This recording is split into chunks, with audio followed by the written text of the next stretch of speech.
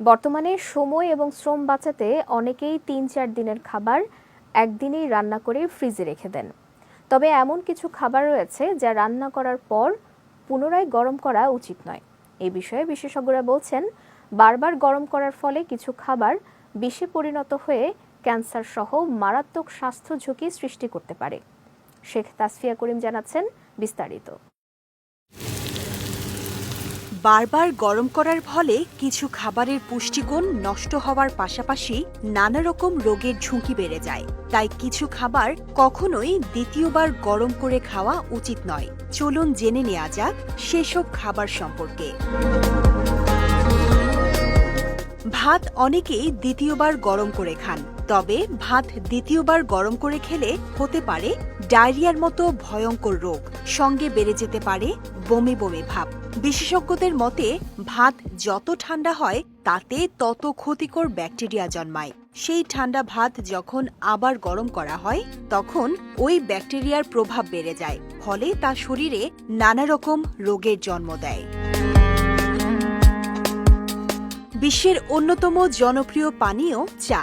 অনেক সময় কাজের ব্যস্ততায় বানানো চা ঠান্ডা হয়ে যায়, তখন অনেকেই তা আবার গরম করে পান করেন। কিন্তু দ্বিতীয়বার গরম করলে চায়ের মধ্যে অ্যাসিডের মাত্রা বেড়ে যায়, যা হজমের সমস্যা এবং পাকস্থলীর জটিলতা সৃষ্টি করতে পারে। তাই চা কখনোই পুনরায় গরম করে খাওয়া উচিত নয়।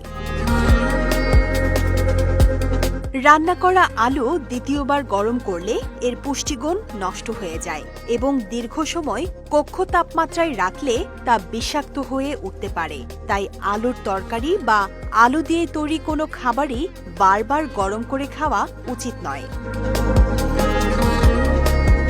ডিম দিয়ে তৈরি কোনো খাবার বা রান্না করা ডিম একাধিকবার গরম করা উচিত নয়, কারণ পুনরায় গরম করলে এতে বিষক্রিয়ার আশঙ্কা থাকে। ডিমের পুষ্টি উপাদান নষ্ট হয়ে তা টক্সিক হয়ে উঠতে পারে, যা স্বাস্থ্যের জন্য বিপজ্জনক।